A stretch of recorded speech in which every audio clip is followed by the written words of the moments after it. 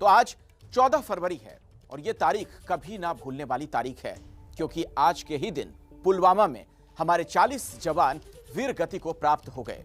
पाकिस्तान समर्थित आतंकियों द्वारा इस हमले को अंजाम दिया गया था। आज देश भर में पुलवामा के शहीदों को याद किया गया। शहीदों के परिवार वालों की आंखें आज नम हैं, क्योंकि एक बार फिर उन्हें 2 साल पहले वाले दर्द की याद आ गई। और सवाल यह है कि क्या हमने पुलवामा हमले से कोई सबक लिया, क्योंकि आज भी एक बड़े हमले से सुरक्षा बलों ने बचा लिया है। करीब 6.5 किलो आरडीएक्स और भारी मात्रा में हथियारों के साथ आतंकियों को पकड़ा गया। कहीं ऐसा तो नहीं कि हमने सीमा पर सुरक्षा तो बेहद कड़ी कर दी है, लेकिन भीतर हमने ढिलाई बरती है। इसी पर चर्चा करने के लिए कई खास मेहमान हमारे साथ जुड़ रहे हैं। सबसे पहले उनसे मैं आपका परिचय करवा दूं। मेरे साथ भारतीय जनता पार्टी के प्रवक्ता गुरु प्रकाश पासवान जुड़ चुके हैं। कांग्रेस के प्रवक्ता हैं आलोक शर्मा, वो भी हमारे साथ मौजूद हैं। आप दोनों का स्वागत। पूर्व deputy army chief lieutenant general Gurmeet Singh और रक्षा विशेषज्ञ के तौर पर lieutenant general retired Sanjay Kulkarni ji भी हमारे साथ मौजूद हैं। आप तमाम लोगों का बहुत बहुत स्वागत। और पहला सवाल गुरु प्रकाश जी आपसे है, क्योंकि उस पार्टी के आप प्रवक्ता हैं जो सत्ता में है। पुलवामा में जो हुआ उससे हमने क्या सीखा, उसके बाद क्या बदलाव किया सरकार ने? देखिए अखिलेश जी, मैं आपके माध्यम से सबसे पहले तो श्रद्धांजलि अर्पित करना चाहूँगा। आज दूसरी वर्षगांठ है उस दर्दनाक घटना की, और कुछ आंकड़े मैं आपके समक्ष रखना चाहता हूँ जो कि ऑफिशियल डेटा है, जो बताता है, जो आपके प्रश्न का उत्तर दे पाएगा। जी, जो कुछ आंकड़े हैं मैं आपके समक्ष रखना चाहता हूँ जो ऑफिशियल डेटा है। देखिए 15 नवंबर 2020 तक लगभग 65% टेरर इंसिडेंट की घटनाओं में कमी आई है। अगर हम लोग स्पेशल फोर्सेस की शहादत की बात करें तो उसमें 30% घटनाएं कम हुई हैं। हम लोग सिविलियन कैजुअलिटीज की बात करें तो 15% कम हुई है। ये 2019 और 2020 का आंकड़ा मैं आपको समानांतर दे रहा हूं। अगर आप टेरर इंसिडेंट देखें, अगर वो 2019 में 188 हुए थे, वो 2020 में 120 हुए हैं। अगर हम लोग देखें कितने टेररिस्टों को मारा गया, जो कि मिलिट्री की भाषा में कहते हैं कितने टेररिस्टों को न्यूट्रलाइज किया गया, तो 2019 में लगभग 126 को किया गया था, 2020 में 136 को किया गया है। तो ये आंकड़े स्पष्ट रूप से बताते हैं कि जो हमारा कमिटमेंट है, खास करके भारतीय जनता पार्टी की जो केंद्र सरकार है, हमारा कमिटमेंट सुरक्षा को लेकर के सर्वोपरि है। वो चाहे आंतरिक सुरक्षा हो या बाह्य सुरक्षा हो, हर जगह हम लोगों ने देखा है। डिफेंस को लेकर के भी जो हमारा कमिटमेंट है। और 5 अगस्त 2019 को जो ऐतिहासिक कदम उठाया गया था 370 के हटाने के बाद से, हमने देखा जम्मू कश्मीर में डीडीसी के जो इलेक्शंस हुए, पहली बार इतनी पारदर्शिता के साथ चुनाव हुए। उसके अलावा कुछ मेजर्स, 28,400 करोड़ का भी हम लोगों ने फंड दिया। सेहत स्कीम चल रही है। चलिए, बहुत लंबा चौड़ा ये आंकड़ा लेकर आए हैं आप, आपके पास लंबी लिस्ट है, लेकिन क्या आलोक शर्मा इससे इत्तेफाक रखते हैं? जरा मैं पूछ लूं गुरु प्रकाश जी, फिर उसके बाद में आपके पास आऊंगा। आलोक शर्मा जी, पुलवामा से आपको लगता है कि सरकार ने कुछ चीजें सीखी हैं और उस दिशा में आगे हम बढ़ें कि अब इस तरह की घटनाएं ना हो? देखिए अखिलेश जी, मुझे लगता है कि सबसे पहले विनम्र श्रद्धांजलि उन सीआरपीएफ के रणबांकुरों को और उनके परिवार को सर झुकाकर नमन। दूसरी चीज ये है कि जिस सरकार के तमाम मंत्री 2 दिन के बाद ही अपनी इलेक्शन रैलियां कर रहे हैं और मोदी जी 2 दिन के बाद उन तमाम शहीदों के फोटो पीछे लगाकर अपने और चुरू में वोट मांग रहे थे, उनसे क्या उम्मीद की जा सकती है? कुछ आंकड़े उन्होंने दिए हैं। मैं पहली बात तो यही पूछना चाहता हूं गुरु प्रकाश भाई से कि क्या उनको शहीद का दर्जा मिला है अभी तक? अगर पता चले तो जरूर बताइएगा। आरटीआई में उन रणबांकुरों के नाम तक नहीं बताए जा रहे, कोई सूचना वहां पर नहीं दी जा रही है। आप केवल ये बता दीजिए जो चार्जशीट आई है या जो भी जांच रिपोर्ट आई है, उसका कोई भी अंश सरकार बचाने से क्यों बच रही है? आज भी तमाम सवाल 2 साल के बाद भी क्या उनके परिवार के लोग जो हमारे भाई शहीद हुए थे वो नहीं जानना चाहेंगे कि वो गाड़ी कौन सी थी, कहां से आई वो गाड़ी, वो की गाड़ी के अंदर आरडीएक्स 350 किलो जो था वो कहां से पहुंचा, किसके नाम पर रजिस्टर्ड थी वो गाड़ी? अभी तक मुझे लगता है कि बहुत ज्यादा सवालों का जवाब देश को नहीं पता चला है। लेकिन एक चीज जरूर पता चली, कुछ दिन पहले एक मीडिया कर्मी को सारी डिटेल्स कहीं ना कहीं से कुछ ना कुछ मालूम थी, उनको बाद की घटनाएं भी मालूम थी और मीडिया जगत का एक हिस्सा खुशी मना रहा था। केंद्र सरकार का एक मंत्री का बयान नहीं आया। मैं इसका जवाब लेता हूं अपने डिफेंस एक्सपर्ट्स के पास में जाऊं उससे पहले आलोक शर्मा जी, गुरु प्रकाश जी, आपने सुना आलोक शर्मा ने कई गंभीर आरोप लगाए हैं, आप उनका जवाब देना चाहेंगे? कुछ छुपाया जा रहा है क्या? नहीं, निश्चित रूप से नहीं देखिए, सवाल ही नहीं खड़ा होता है, सवाल ही नहीं खड़ा होता है। डिफेंस को लेकर के हमारा कमिटमेंट स्पष्ट है। वन रैंक वन पेंशन की फाइल पे पहले की सरकारें बैठी हुई थी, ठंडे बस्ते में डाल करके किसने लागू किया पूरा देश नहीं, जानता पुलवामा है। पर उन्होंने सवाल पूछा आलोक शर्मा ने। पत्रकारों की बात आलोक शर्मा पुलवामा पे सवाल पूछ रहे हैं। हाँ नहीं बिल्कुल नहीं, क्या उनको शहीद का दर्जा मिला है? देखिए, उन्होंने जिस प्रकार के शब्दों का सीधा उपयोग किया सवाल है कि मेरा, फोटो पे श्रद्धांजलि अर्पित की गई। देखिए इस प्रकार देखिए, जिस संगठन का, जिस पार्टी का हमारे सैन्य के शौर्य पे, हमारे सैन्य के साहस पे विश्वास ही नहीं है, वो बार बार सर्जिकल स्ट्राइक की सार्थकता पे सवाल खड़ा करते हैं, बालकोट पे सवाल खड़ा करते हैं, तो उनके प्रश्नों का उत्तर देना मैं उचित नहीं समझता हूं। हमारे लिए डिफेंस सर्वोपरि है। हमारा आप कमिटमेंट देख सकते हैं, वन रैंक वन पेंशन जिसकी फाइल पे इनकी सरकारें बैठी रही थी दशकों तक, वो लागू किसने किया पूरा देश जानता है। इसीलिए मैं ये उचित नहीं मानता हूं। बॉर्डर इंफ्रास्ट्रक्चर तो आपने डेवलप ही नहीं किया था। आपके मन में डर था 1962 के बाद कि चीन और अंदर तक आ जाएगा, तो आपने सड़कें ही नहीं बनाई थी। आज जिस कदर 4 गुना अधिक फंड एलोकेट हुआ है बॉर्डर इंफ्रास्ट्रक्चर के लिए, अब मैं आपके बीच में नहीं बोल रहा था, इसलिए ये उचित नहीं है। और जिस प्रकार शहीदों पे ये राजनीति कर रहे हैं, मैं उस राजनीति में नहीं जाना चाहता हूं। आज का दिन बड़ा ही नहीं, क्या राजनीति कर रहे हैं आप बोलिए ना, क्योंकि उन्होंने तो आरोप लगा दिया आप पर ना, आप लोगों पर आरोप लगा दिया कि आप लोग राजनीति कर रहे थे। उन्होंने आप लोगों पर आरोप लगा दिया है, तो क्या कहना चाह रहे हैं आप? खुलकर बोलिए, उसके बाद मैं डिफेंस एक्सपर्ट्स के पास चलता हूं। नहीं, हम लोगों ने क्या राजनीति, हम लोगों ने अखिलेश जी, हम लोगों ने क्या राजनीति की? मैं आपसे पूछना चाहता हूँ, यदि फोटो, वही तो आलोक शर्मा कह रहे हैं। आलोक जी, क्या राजनीति हुई? यदि फोटो ऐसे संवेदनशील मामलों में भी आप राजनीति का आरोप क्यों लगा रहे हैं? आलोक जी जल्दी से फटाफट। अगर अखिलेश जी मेरी बात पूरी हो जाए, अखिलेश जी मेरी बात पूरी हो जाने दीजिए। अगर फोटो पे फूल चढ़ाना राजनीति है, तो ऐसी राजनीति हम करते रहेंगे। अगर हमारे फौज को सम्मान करना राजनीति, तो ऐसी राजनीति हम करते रहेंगे। अखिलेश जी ठीक नहीं। देखिए, मुझे लगता है सीआरपीएफ का, पहली चीज सीआरपीएफ का वन रैंक वन पेंशन से कोई लेना देना नहीं। दूसरी चीज, वो आर्मी के लिए था। वन रैंक वन पेंशन नहीं है, वन रैंक 5 पेंशन है। तीसरी चीज, क्या मोदी जी का बयान भूल गए? हर एक वोट भाइयों बहनों मित्रों, पुलवामा का एक एक वोट पुलवामा के शहीदों के नाम, और शहीद का दर्जा तक नहीं दिया उन्होंने आपको। शहीद शहादत पे वोट मांगी और शहीद का दर्जा नहीं दिया। लोग शहादत पर वोट मांग रहे थे आप लोग और शहीद का दर्जा नहीं दिया, ये कह रहे हैं आलोक शर्मा। गुरुप्रकाश जी जल्दी से। अगर दिया है तो बताइए उन जवानों को, क्या आपने शहीद का दर्जा दिया है? हाँ या ना? देखिए आरोप लगाना, देखिए अब आप बात सुन लीजिए सर, अब आप बात सुन लीजिए आप। नहीं देखिए, विपक्ष, इनका आलोक जी का काम है। आलोक जी के संकट को मैं समझता हूं, और ये जनता तय करती है लोकतंत्र में किसने किस विषय पर राजनीति की है, कौन कितना असंवेदनशीलता का परिचय देता है, हम सब जानते हैं। लोकतंत्र में जनता तय करती है, और जनता ने भारी बहुमत के साथ अपना जनता का आशीर्वाद हमें दिया है, और ये स्पष्ट है। चलिए, मैं अब नेताओं से आगे बढ़ता हूं। आलोक जी, मैं जरा अब आगे बढ़ता हूं। मेरे साथ कुछ खास मेहमान मौजूद हैं डिफेंस एक्सपर्ट के तौर पर।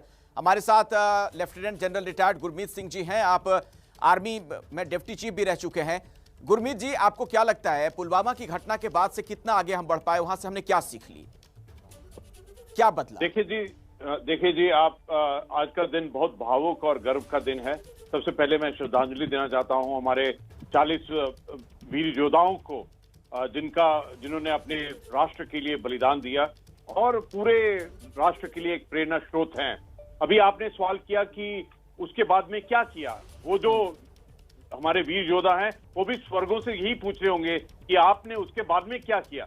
2 चीज की हैं, भारत ने उसका बदला लिया है और अपने आप में बहुत बदलाव लाए हैं। पहले बात बदला, मैं ये बताना चाहता हूं कि जब 14 फरवरी 2019 को ये पुलवामा टेररिस्ट अटैक हुआ था, उसके बाद में भारतीय सेना ने, चिनार कोर और जितने भी सिक्योरिटी फोर्सेस हैं, उन्होंने ऑल आउट ऑपरेशन किया और इस टेररिस्ट एक्शन के साथ में जो भी जुड़े हुए स्पोर्ट नेटवर्क और नेटवर्क था, उनको एलिमिनेट किया। दूसरी बात, ठीक 12 दिन के बाद में पहली बार भारत के इतिहास में 12 हवाई जहाज, इंडिपेंडेंस के बाद पहली बार पीस टाइम में 12 मिराज एयरक्राफ्ट सुबह के 3:30 बजे गए और बालाकोट टेररिस्ट कैंप के ऊपर में प्रिसीजन एयर स्ट्राइक किया। और एक चीज आपको बिल्कुल बताना चाहता हूं स्पष्ट रूप से कि इस बात का जो पुष्टि की है वो पाकिस्तान के सेनेटर ने की है कि बालाकोट में उनके 300 टेररिस्ट मरे थे। इसके अलावा उनके पार्लियामेंट में उनके मिनिस्टर ने, फवाद चौधरी ने ये कहा कि ये जो टेररिस्ट अटैक था ये उन्हीं के देश ने करवाया था। इसका मतलब पाकिस्तान आर्मी, पाकिस्तान आईएसआई और टेररिस्ट ग्रुप और खासतौर पर जेएम ने करवाया था। और बदलाव की बात करें तो देखिए, उसके पश्चात जिस प्रकार देश ने अपना रुख बदला है, हार्ड डिसीजन, रिजॉल्व और नेशनल विल दिखाई है, वो काबिल तारीफ है। और मैं तो कहूंगा कि भारत ने उस इंसिडेंट के बाद में जो अपने आप में एकदम ट्रांसफॉर्मेशन किया है, यानी कि जीरो टॉलरेंस ऑन टेररिज्म, और जिस प्रकार उस दिन से काम चलता है है, और मैं कहूंगा ये खत्म नहीं हुआ है, ये खत्म नहीं हुआ है।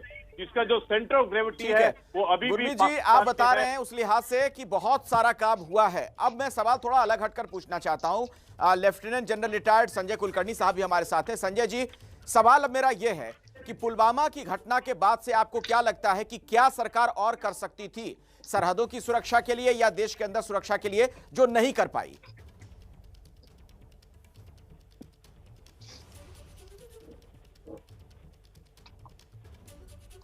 जो सदस्य हैं वो शहीद हो गए। दूसरी बड़ी बात कि जो आप कह रहे हैं कि क्या बदलाव आया और क्या ला सकते थे, वो सवाल है। सबसे पहले तो मैं कहूंगा कि एक तरीके से जिस तरीके से हम लोगों ने इमीडिएट रिएक्शन दिया कि अगर इस तरह की घटना पाकिस्तान हिंदुस्तान के अंदर करने की कोशिश करेगा, चाहे उनको किसी नाम से, नॉन स्टेट फैक्टर्स दे, जैश ए मोहम्मद से, कोई भी कहें, उन्होंने किया। तुरंत बताया गया, जो कार्रवाई हुई और जिस तरीके से बालाकोट से स्ट्राइक हुआ और उनके जो टेररिस्ट से मारे गए, नंबर 1। नंबर 2 डेटरेंस हुआ। आप देख सकते हैं कि जिस प्रकार से पाकिस्तान के सेनेट के अंदर बातचीत हो रही थी, कांप रहे थे लोग, पसीना छूट रहा था लोगों का कि अगर आप हिंदुस्तान के साथ कुछ करेंगे तो उनको डर था हिंदुस्तान से कि कुछ ना कुछ हो जाएगा। तो ये जो डेटरेंस है ये बहुत जरूरी था। एक तरीके से सबक सिखाना था पाकिस्तान को कि अगर आप कोई भी इस तरह की कार्रवाई करेंगे तो इंस्टेंट रिएक्शन होएगा और ऐसा रिएक्शन होगा कि आप संभल नहीं पाएंगे। तो बहुत बड़ी बात। अब तीसरी बड़ी बात जो है, जहां तक सिक्योरिटी का सवाल है, ये तो ऑनगोइंग सिस्टम है। कैपेसिटी बिल्डिंग को वक्त लगता है और ये कैपेसिटी बिल्डिंग मॉडर्नाइजेशन है, टेक्नोलॉजी का इस्तेमाल है, फेंसिंग है, सतर्कता है, तो इन्फिल्ट्रेशन होने नहीं देना है और ये कार्रवाई चलती रहेगी। और उसके बावजूद भी आप देखेंगे कि कहीं ना कहीं पर इस तरीके से कार्रवाई, जैसे अभी आप देखते हैं टनल खोद करके आ जाते हैं, यूएवीज का इस्तेमाल करते हैं हथियार डालने के लिए, एक्सप्लोसिव ट्रांसपोर्ट करने के लिए। तो ये जो चीजें हैं इनके ऊपर हम लोगों ने हर हमेशा सतर्क रहना है। कॉम्प्लेक्सिटी आ नहीं सकती, सतर्कता बरतना बहुत जरूरी है। लेकिन जरूर मैं कहूंगा और पूरे देशवासियों को मालूम है कि इस हादसे के बाद, पुलवामा के हादसे के बाद, जब बालाकोट हुआ उस हादसे के बाद जिस प्रकार से पाकिस्तान जो है हिल गया है, पाकिस्तान को लगने लगा है, पूरे विश्व में इस बात को लगने लगा है कि पाकिस्तान जो है एक आतंक का सौदागर है। ठीक है, अब आपके इसी कमेंट से जुड़ा मैं एक सवाल पूछना चाहता हूं। आपने जो बात कही है, और आलोक शर्मा जी के पास मैं आना चाहूंगा, कांग्रेस के प्रवक्ता के पास। आलोक जी, हमारे साथ सेना के ये 2 पूर्व बड़े अधिकारी हैं, उन्हें भी आपने सुना, ये किसी पार्टी के नेता नहीं है। इन्हें लग रहा है कि बहुत कुछ हुआ पुलवामा के बाद, कई जगहों पर सरकार ने बहुत बेहतरीन काम किया है, लेकिन आप लगातार क्रिटिसाइज कर रहे हैं। क्या ऐसे मामलों में भी राजनीति नहीं कर रहे हैं आप? देखिए, मुझे लगता है कि अगर शहादत पे सवाल पूछे जाएं तो हमारा हक है, और हमारा नहीं पूरे देश का हक है, खासतौर पर उनके परिवारों का। दोनों सम्मानित हमारे फौजी, रिटायर्ड फौजी बैठे हुए हैं, लेकिन जो सवाल मैंने पूछे थे उनमें से किसी का जवाब नहीं दिया। उन्होंने नहीं बताया कि शहीद का दर्जा मिला कि नहीं मिला। उन्होंने नहीं बताया कि आज लोकल टेररिज्म, पढ़े लिखे खासतौर पर जम्मू कश्मीर के नौजवान क्यों ज्यादा बढ़ रहे हैं। उन्होंने नहीं बताया कि सर्जिकल स्ट्राइक आर्मी पहले भी करती रही है। उन्होंने नहीं बताया 4 महीने 26 मार्च से लेकर 30 जून तक 62 जवान हमारे वहां बॉर्डर पर शहीद हुए हैं, वो नहीं बताएंगे। खैर, वो उनका विशेषाधिकार है। मैं केवल ये जानना चाहता हूँ, उरी हुआ, पठानकोट हुआ, अनंतनाग हुआ, इस हमले से, पुलवामा से पहले 8 बड़े बड़े हमले हुए। क्या इंतजार इलेक्शन का था कि पुलवामा बताइए गुरुप्रकाश जी, तब हम सर्जिकल क्या इंतजार इलेक्शन का था? और जो बातें आलोक शर्मा कह रहे हैं उससे ऐसा लगता है कि जितना आपने बताया उससे कहीं ज्यादा छुपा लिया आप लोगों ने। नहीं, 20 जवान जो चाइना में अभी शहीद हुए बॉर्डर पर एलएसी पर, जवाब देने दीजिए गुरुप्रकाश जी को। मैंने शुरुआत अपनी बातों की शुरुआत करते वक्त, अब मेरी बात ध्यानपूर्वक सुनिएगा, लगता है मेरी बारी है। हमने नहीं मांगे। देखिए, मैंने अपनी शुरुआत मोदी जी ने मांगे रिमार्क्स में कह दिया था कि या तो बहस कर लेते। मैं इस विषय पे बहस नहीं करना चाहता हूं अखिलेश जी, मैं इस विषय पे बहस नहीं करना चाहता हूं, या तो हम लोग बहस कर लें। देखिए, यही तो दुर्भाग्य है कांग्रेस पार्टी का, ऐसे संवेदनशील मुद्दे पे भी राजनीति करना चाहते हैं। देखिए मैंने अपने ओपनिंग रिमार्क्स में कहा था, मैंने अपने ही ओपनिंग रिमार्क्स में कहा था, देखिए अब ये देखिए यही उचित बात है। बारी बारी से बोलिए आलोक जी, मैं आपके पास आऊंगा। गुरुप्रकाश जी जल्दी से, मुझे ब्रेक ले रुकना पड़ेगा, जल्दी से आप बताइए क्या कहना चाह रहे हैं। नहीं आलोक जी, हाँ आलोक जी आप वरिष्ठ प्रवक्ता हैं, मैं विनम्रतापूर्वक आपसे आग्रह करूंगा। मैंने आंकड़े रखे थे और आंकड़े आपके समक्ष में दोबारा रख रहा हूं, अगर आपने नहीं सुने तो प्लीज सुन लीजिएगा इस बार। 2019 में कितने टेररिस्टों को न्यूट्रलाइज किया गया था? 126 को। 2020 में 136 को किया गया है। टेरर इंसिडेंट में, अरे भैया देखिए ये उचित नहीं है ना। नहीं अब आप जो पूछें, आप जो सुनना चाहें आप वही सुनिएगा। ये अखिलेश जी ऑफिशियल रिपोर्ट मेरे ज्यादा बार हुआ है। सवाल यह है, आपकी सरकार ने राष्ट्रीय सुरक्षा के मामलों में कई बेहतरीन काम किए हैं, फिर भी आखिर ये कैसे मुमकिन हो जाता है कि देश की राजधानी दिल्ली में इजरायल दूतावास के पास, जो कि देश की संसद से कुछ ही मीटर की दूरी पर है, वहां एक बम विस्फोट होता है, भले ही कम तीव्रता का हो, लेकिन ये पता नहीं चलता कि आखिर कौन था वो, किसने ये सब किया?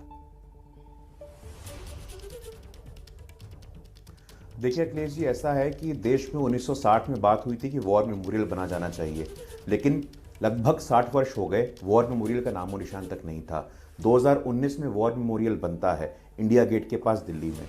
दूसरा सबसे बड़ा रिफॉर्म जिसका श्रेय हम लोग लेते हैं, अपॉइंटमेंट ऑफ सीडीएस। देखिए एक प्रकार से कहिएगा गुरुप्रकाश जी, लेकिन मेरे सवाल का जवाब तो आप दे देते, उसके बाद ये सारी चीजें आप बता देते। मैंने जो सवाल पूछा था उसको आप स्किप कर गए। आप नहीं, मैं आपकी बातों पे आता हूं। आप अखिलेश जी ऐसा नहीं, मैं आपके सवाल पे नहीं आऊंगा, लेकिन आप मुझे अगर बिना हस्तक्षेप के समय देंगे तो मैं आऊंगा। जैसा आप कांग्रेस के प्रवक्ता को दे रहे हैं, मैं आपसे आशा करता हूं मुझे भी आप समय दें।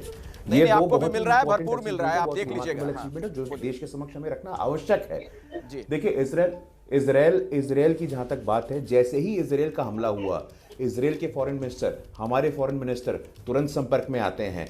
जैसे इजरायल पे हमला हुआ, बेंजामिन नेतन्याहू से हमारे देश के प्रधानमंत्री बात करते हैं। इजरायल एक हमारा बहुत पुराना साथी है और हम बहुत चिंतित हैं उसको लेकर के। उस मामले में कोई हताहत नहीं होती, लेकिन बहुत ही दुर्भाग्यपूर्ण था। दिल्ली पुलिस की निष्ठा पे हमें विश्वास है, वो लोग इस मामले की जांच कर रहे हैं और जल्द से जल्द स्पष्ट हो जाएगा। आज कांग्रेस के लोग जो हम पे प्रश्न चिन्ह खड़ा करते हैं, देखिए उनका तो डिफेंस प्रोक्योरमेंट में साफ साफ मतलब था। बोफोर्स में क्या हुआ पूरे देश ने देखा। ऑगस्टा वेस्टलैंड में इंक्वायरी अभी भी चल रही है। बताया जाए कि जो कांग्रेस की फर्स्ट फैमिली है वो भी उसमें इन्वॉल्व है। तो डिफेंस प्रोक्योरमेंट में डिफेंस के कमिटमेंट को लेकर के पुरानी सरकारों का क्या रवैया रहा है और हमारी सरकारों का क्या रवैया रहा है। डिफेंस प्रोक्योरमेंट आलोक शर्मा जी, आपकी सरकार जब रही, यूपीए की सरकार रही, तो वहां तो ऐसा लगता था कि एक सिलसिला ही चल पड़ा था बम धमाकों का, शहर शहर कई धमाके होते रहते थे। देखिए मुझे लगता है कि आज का विषय हमारा जो था उसमें हम 2-3-4 सवाल अहम थे, उनका किसी का उत्तर नहीं मिला। मैं पूछना चाहता हूं कि इतने हमारे जवान शहीद हुए। अरे मेरे सवाल का भी तो उत्तर आप लोग नहीं दे रहे हैं। प्रकाश जी से मैंने वो वाला सवाल पूछा तो स्किप करके आगे निकल रहे थे। आपसे मैंने पूछा कि आपकी सरकार के दरमियान भी, जब यूपीए सरकार में कांग्रेस की जब सरकार रही, कई धमाके होते थे, शहर शहर धमाके होते रहते थे। मुझे लगता है कि अगर अखिलेश जी आज मैं आंकड़े लेके बैठ जाऊंगा किसके समय में कितने जवान शहीद हुए हैं, तो शायद उसमें आज के जो हमारे पुलवामा के जो परिवार हैं वो उनके साथ अन्याय होगा। मैं जानना चाहता हूं कि क्या कोई हमारा दोषी अधिकारी भी था इसके अंदर पुलवामा में? क्या देवेंद्र सिंह जो डीएसपी जिसकी बेल हुई, क्या उसका कोई कनेक्शन था? मैंने अभी भी पूछा कि शहीद का दर्जा अभी तक क्यों नहीं दिया गया, उसका उत्तर नहीं मिलेगा। 350 किलो आरडीएक्स पाकिस्तान से पुलवामा तक कैसे पहुंचा, नहीं मिलेगा। वो गाड़ी कौन सी थी? यहाँ 2 डिफेंस के एक्सपर्ट भी बैठे हैं, बता के जाइएगा। इनोवा थी, स्कॉर्पियो थी, मारुति थी, क्या था? क्या देश को जानने का अधिकार नहीं है? हम केवल ये जानना चाहते हैं क्या वॉर मेमोरियल किसी देश के लिए अच्छी चीज हो सकती है? वॉर मेमोरियल, अरे हमारे शहीद हो और उसके लिए वॉर मेमोरियल। मैं गुरु प्रकाश मेरे छोटे भाई है, 4 वॉर मेमोरियल का मैं बता देता हूँ। इंडिया गेट, अरुणाचल प्रदेश, जम्मू कश्मीर और दार्जिलिंग में अभी 3-4 महीने पहले कोरोना काल में। चलिए अब एक ब्रेक का चूंकि वक्त हो गया है। देखिए मेमोरियल तो बने, लेकिन प्रयास इस तरीके से हो कि उसकी आवश्यकता ही ना पड़े, क्यों शहीद हो हमारे जवान। लेकिन आज एक बड़ी खबर भी आपको बता दें कि पुलवामा हमले की दूसरी बरसी पर जम्मू कश्मीर को फिर से दहलाने की एक बहुत बड़ी साजिश नाकाम हो गई है। कल रात जम्मू में पुलिस ने बस स्टैंड इलाके से सुहेल नाम के एक शख्स को गिरफ्तार किया। उसके बैग में 6.5 किलो आरडीएक्स मिला है। जम्मू कश्मीर पुलिस के डीजीपी दिलबाग सिंह ने प्रेस कॉन्फ्रेंस कर बताया कि आरडीएक्स के साथ पकड़ा गया सुहेल पाकिस्तान के आतंकी संगठन अल बद्र के इशारे पर काम कर रहा था। इसे पुलवामा हमले की बरसी पर रघुनाथ मंदिर और बस स्टैंड में धमाका करना था। अगर यह सफल हो जाता तो भारी तबाही हो सकती थी। पुलिस ने सुहेल से पूछताछ के बाद चंडीगढ़ से काजी वसीम और आबिद नाम के शख्स को भी गिरफ्तार किया है। आरडीएक्स के साथ पकड़ा गया सुहेल भी चंडीगढ़ में पढ़ाई कर रहा था। 3 बड़े ऑपरेशंस का खुलासा हुआ, जिसमें जैश ए मोहम्मद का फ्रंट लश्कर मुस्तफ़ा, लश्कर तौबा का front TRF the resistance front, और इसके साथ एक और नया आउटफिट जिसको पाकिस्तान फिर से सक्रिय करने की कोशिश में है, जिसको अल बदर कहते हैं। अल बदर का, जिसने आईडी जहां पर लाके जम्मू शहर में किसी भीड़ वाले इलाके में लगाने की ताक में थे, उससे पहले ही पुलिस ने उसको पकड़ लिया, जिससे बहुत बड़ा हादसा टल गया। पिछले 2 रोज़ से हम लोग बहुत बड़ी अलर्ट साउंड करके चल रहे हैं, क्योंकि जम्मू कश्मीर में इस बात की अलग अलग एजेंसी से और पुलिस के जरिए से रिपोर्ट आ रही थी कि ये कोई ना कोई बड़ी जो कार्रवाई आज के दिन, पुलवामा के अटैक के दिन, दूसरी एनिवर्सरी के दिन कहीं ना कहीं अंजाम देंगे। संजय जी, आप ही से बातचीत की शुरुआत इस सेगमेंट में करना चाहूंगा, और आज जो ये बड़ी खबर आई है, जो सुहेल नाम का शख्स पकड़ा गया, एक दहशतगर्द, ये बात तो कही जा सकती है कि हाल के दिनों में जो इंटेलिजेंस इनपुट है वो बहुत सटीक है, और ये एक बड़ी वजह है कि इस तरीके से लोग पकड़े जा रहे हैं, दहशतगर्द।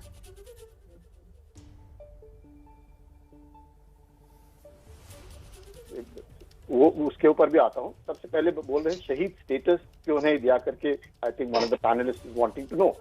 जहां तक शहीद का जो स्टेटस है, ये आर्म फोर्सेस में नहीं दिया जाता है। हमारे में या तो बैटल कैजुअलिटी होती है या फिजिकल कैजुअलिटी होती है। ये शहीद और मार्टियर, ये जो स्टेटस है, ये आर्म फोर्सेस, पैरामिलिट्री फोर्सेस को नहीं दिया जाता है, because people die in the line of duty. तो ये कहना कि साहब इनको शहीद स्टेटस क्यों नहीं दिया, ये चीज गलत है। शहीद स्टेटस कोई चीज नहीं होती है, नंबर 1। नंबर 2, जहां तक कि ये जो ये हादसा हुआ, उसके बाद जो पाकिस्तान के ऊपर जो कार्रवाई हुई, चाहे मोस्ट फेवर्ड नेशन स्टेटस को विड्रॉ किया गया, उनके कस्टम्स ड्यूटी को 200% लगाया गया, उसके बाद जो फाइनेंशियल एक्शन टास्क फोर्स है, उसके कारण जो ग्रे लिस्ट में है, वो उसके लिए किया गया, ये हुआ। अब जहां तक कि इंटेलिजेंस का सवाल है, जो आप क्वेश्चन पूछ रहे हैं, जहां तक इंटेलिजेंस का सवाल है, क्योंकि भारत के बीच में भी बहुत तरह तरह के लोग हैं, लोकतंत्र है, इसके ऊपर कंट्रोल इतना नहीं है। आप देख सकते हैं कि कितने लोग हैं, इनकी विभिन्न सोच की प्रक्रिया है, कौन कौन किसके दिमाग में जाएगा। जहां पुलवामा की बात है, आप देखिएगा अमेजॉन साइट से इस आदमी ने, आदिल ने सारा का सारा एक्सप्लोसिव लिया और धीरे धीरे करके उसको इकट्ठा किया। अमेजॉन साइट है, आप जूता भी खरीद सकते हैं, खाना भी खरीद सकते हैं, और इस तरह के केमिकल्स भी खरीद सकते हैं। इसी तरह आप एक तरीके से आप तो कोई क्रेडिट दीजिएगा कि जरूर इंटेलिजेंस आया होगा पुलिस के पास, इसने पुलिस से छानबीन की, और उस छानबीन के बाद इस तरह का पता चला कि 6.5 किलो एक्सप्लोसिव यहाँ पर बस स्टैंड पे है। इसके बावजूद भी आप देखते हैं कि जो पुराने मुख्यमंत्री रह चुके हैं जम्मू कश्मीर के, वो ये कहते हैं कि मेरे को घर के बाहर नहीं जाने दिया। अगर स्टेट कोई कार्रवाई करे कि भाई आप बाहर ना जाए, खतरा है, तो उनको बुरा लगता है, उनको लगता है हमने घर के अंदर बंद कर दिया। और जब इस तरह की घटनाएं सामने आती हैं कि ये कहां से आया, खबर आई ना, कोई इंटेलिजेंस थी। लेकिन एक सवाल और भी है जी संजय जी, लेकिन एक सवाल और भी है, मैं चाहूंगा गुरमीत सिंह जी उसका जवाब दें। ठीक है, सरहदी इलाकों में तो आप इस तरीके से कड़ाई बरत रहे हैं, लेकिन फिर देश की राजधानी दिल्ली में यह कैसे मुमकिन हो पाता है कि इजराइल दूतावास जिस इलाके में है, बहुत ही आप जानते हैं कि सुरक्षित वो इलाका है, महफूज इलाका है, किलेबंदी जबरदस्त वहां रहती है, वहां कोई बम रखकर फरार हो जाता है और पता नहीं चलता है। गुरमीत जी। अखिलेश जी, आपकी बात बिल्कुल ठीक है, ये हमारे लिए बहुत बड़ी चुनौती है। ये जो हुआ है इजरायली एम्बेसी के बाहर में, ये इंटरनेशनल टेररिज्म का एक हिस्सा है, क्योंकि अगर आप इसमें देखें, इसके अंदर में ईरान, इजराइल, पाकिस्तान और हमारे अंदर में बैठे हुए जो कुछ एक स्लीपर एजेंट्स है, उन सब का काम है। ये हमारे पूरे राष्ट्र के लिए, इंटेलिजेंस एजेंसी और सिक्योरिटी फोर्सेस के लिए एक बहुत बड़ी चुनौती है। आपने मौका दिया है तो आलोक जी का एक और सवाल था, मैं उसके बारे में अवश्य जवाब देना चाहता हूं।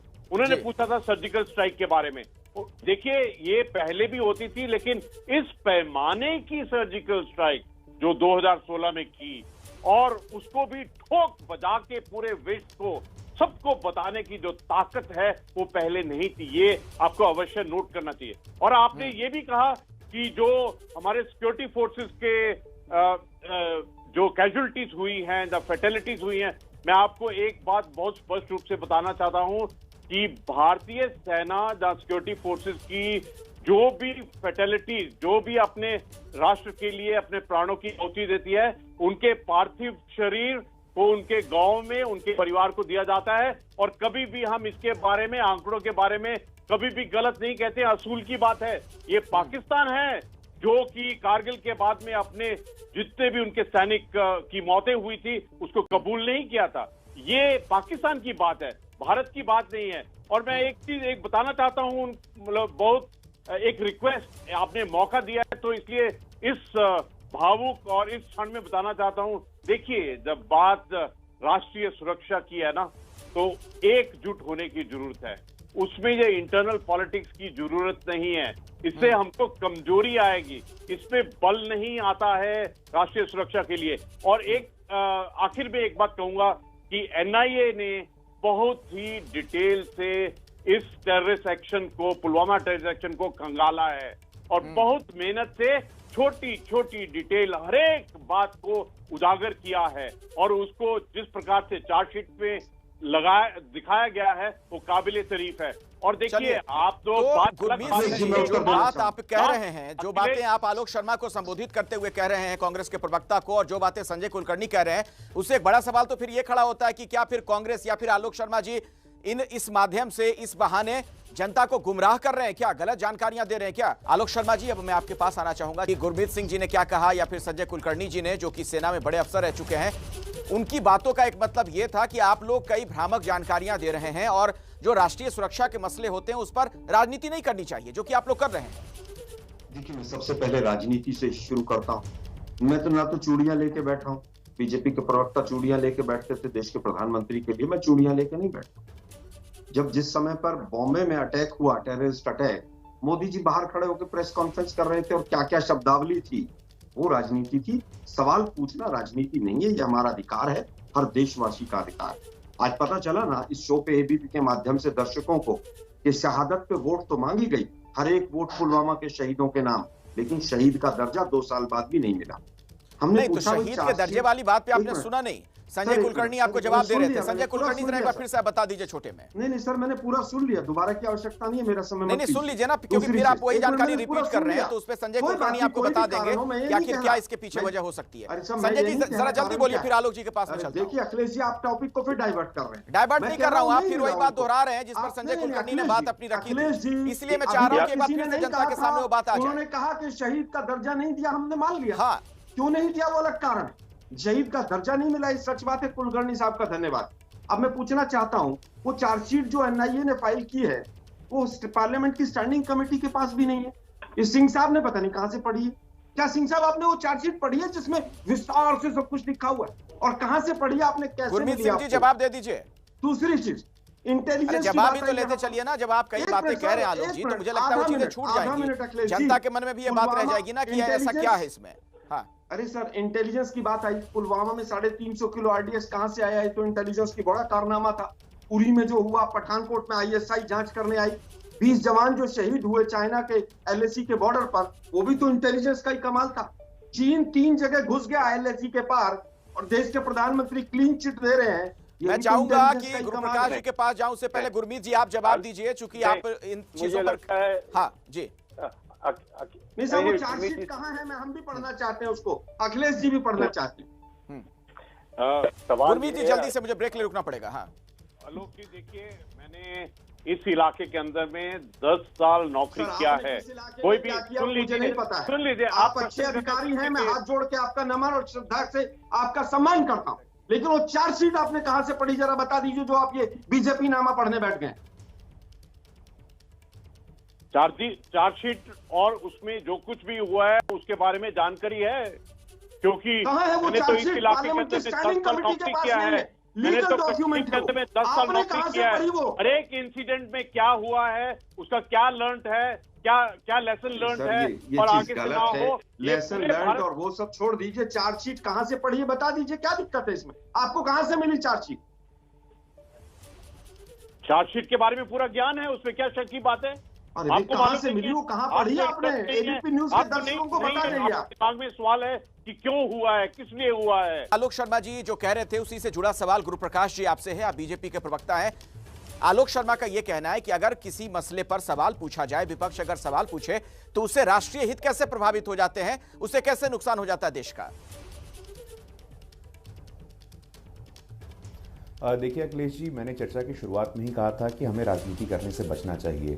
कांग्रेस के साथी कहेंगे उरी पठानकोट, मैं कहूँगा जर्मन बेकरी, मैं कहूँगा शीतल घाट। तो इससे डिबेट जो है वो विषयांतर हो जाता है, इशू से हम लोग डेविएट कर जाते हैं। यहाँ चर्चा का विषय ये नहीं है। कांग्रेस पार्टी ने निरंतर सैन्य बल के साहस पर, उनके शौर्य पे जो प्रश्न चिन्ह खड़ा किया है, अभी भी हम लोग नेशनल टेलीविजन पे देख रहे हैं। ये कौन लोग होते हैं, इनके पास क्या नैतिक अधिकार है प्रमाण पत्र देने का। हमारे सीनियर आर्मी के ऑफिसर्स बैठे हैं, उन्हें कह रहे बीजेपी नामा पढ़ते हैं आप, उन पे आरोप प्रत्यारोप लगा रहे हैं। जब वे आपके हर प्रश्न का उत्तर शांतिपूर्वक दे रहे हैं, आप में भी सुनने का धैर्य होना चाहिए, सुनने का धीरज होना चाहिए। मुंबई आक्रमण के 3 साल बाद तब के प्रधानमंत्री मनमोहन सिंह जी कहते हैं कि हम उचित। अब भैया, अब मैं उचित, सर बात सुन लीजिए, अब ये उचित नहीं है ना, मैं हस्तक्षेप नहीं करता हूं, जवाब बोलते हैं। मुंबई आक्रमण के 3 साल बाद तक मनमोहन सिंह जी कह रहे थे कि बदला लिया जाएगा।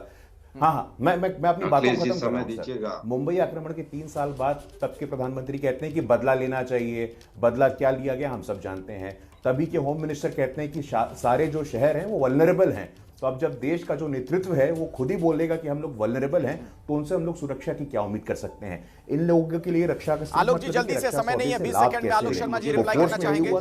आलोक शर्मा जी अंडरस्टैंड में यही हुआ है, देश ने देखा है। लुटियंस जोन में बॉम्ब ब्लास्ट अगर होते हैं तो वो सरकार कम से कम हमसे सवाल ना पूछे। कहीं पे चूक रही होगी, हम सर झुका के फौजियों से, भाइयों से, 2012 में हुआ था, 2012 में हुआ था, 2012 में हुआ था, इजरायली डिप्लोमेट का आक्रमण हुआ था, 2012 में हुआ था, रॉन मल्का की बात को अगर कोई कमी रही होगी हम 2012 आप दोनों के पास बड़ी लंबी लिस्ट है, लेकिन ये दुर्भाग्यपूर्ण है कि ऐसे संवेदनशील मामलों में भी राजनीति शुरू हो जाती है। समय नहीं है मेरे पास। बहुत बहुत धन्यवाद हमारे साथ जुड़ने के लिए। गुरु प्रकाश जी आपका, आलोक शर्मा जी आपका भी धन्यवाद, और हमारे साथ गुरमीत जी भी थे, और साथ ही संजय कुलकर्णी जी आपके पास में नहीं आ पाया अब इस आखिरी सेगमेंट में, उसके लिए मैं माफी भी चाहूंगा। शुक्रिया हमारे साथ जुड़ने के लिए।